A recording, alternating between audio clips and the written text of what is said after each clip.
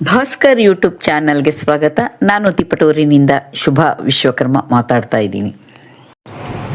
ಪತ್ರಕರ್ತರ ಸಂಘಕ್ಕೆ ತಾತ್ಕಾಲಿಕ ಕಚೇರಿ, ಶಾಸಕ ಕೆ ಷಡಾಕ್ಷರಿ ಭರವಸೆ.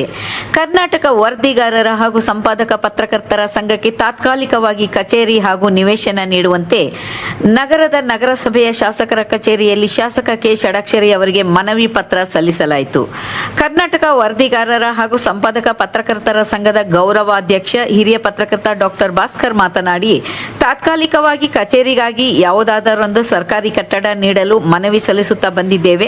ಪತ್ರಕರ್ತರ ಬಗ್ಗೆ ನಿಜವಾದ ಕಾಳಜಿಯುಳ್ಳ ವ್ಯಕ್ತಿತ್ವ ಹೊಂದಿರುವ ನೀವು ಪತ್ರಕರ್ತರ ಸಮಸ್ಯೆ ಅರಿತು ನಮ್ಮ ಮನವಿಗೆ ಸ್ಪಂದಿಸಿ ತಾತ್ಕಾಲಿಕವಾಗಿ ಕಚೇರಿ ನೀಡಿದರೆ ದಿನನಿತ್ಯದ ವರದಿ ಹಾಗೂ ನಮ್ಮ ಸಂಘದ ಕಾರ್ಯ ಚಟುವಟಿಕೆಗಳಿಗೆ ಸಹಾಯವಾಗುತ್ತದೆ ಎಂದು ಮನವಿ ಮಾಡಿದರು. ಮನವಿ ಪತ್ರ ಸ್ವೀಕರಿಸಿದ ಶಾಸಕ ಕೆ ಷಡಾಕ್ಷರಿ ಅವರು, ನಾವು ನಿಜವಾಗಿ ವಸ್ತುನಿಷ್ಠವಾಗಿ ಕೆಲಸ ಮಾಡುತ್ತೇವೆ. ಪತ್ರಕರ್ತರಲ್ಲಿಯೇ 2-3 ಬಣಗಳಾದರೆ ಯಾರಿಗೆ ಕಚೇರಿ ಕೊಡಲು ಸಾಧ್ಯ? ಪತ್ರಕರ್ತರಿಗೆ ತಾತ್ಕಾಲಿಕ ಕಚೇರಿ ನೀಡಬೇಕು ಎಂದುಕೊಂಡಿದ್ದೇನೆ.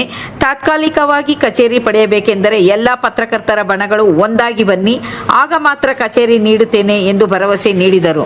ಇದೇ ಸಂದರ್ಭದಲ್ಲಿ ಶಾಸಕ ಕೆ ಷಡಾಕ್ಷರಿ ಅವರು ಹಿರಿಯ ಪತ್ರಕರ್ತ ಡಾಕ್ಟರ್ ಭಾಸ್ಕರ್ ಅವರನ್ನು ಸನ್ಮಾನಿಸಿ ಗೌರವಿಸಿದರು.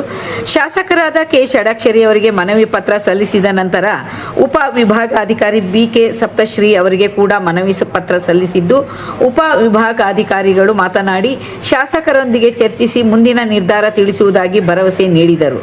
ಕರ್ನಾಟಕ ವರದಿಗಾರರ ಹಾಗೂ ಸಂಪಾದಕ ಪತ್ರಕರ್ತರ ಸಂಘದ ತಾಲೂಕು ಅಧ್ಯಕ್ಷ ರಾಜು ಬೆಣ್ಣಿನಳ್ಳಿ, ಖಜಾಂಚಿ ಶುಭಾ ವಿಶ್ವಕರ್ಮ, ಸರ್ವೇಶಾಚಾರ್ ಮತ್ತು ಕಾರ್ಯದರ್ಶಿ ಡಿ ಮಂಜುನಾಥ್ ಸೇರಿದಂತೆ ಸಂಘದ ಪದಾಧಿಕಾರಿಗಳು ಹಾಜರಿದ್ದರು.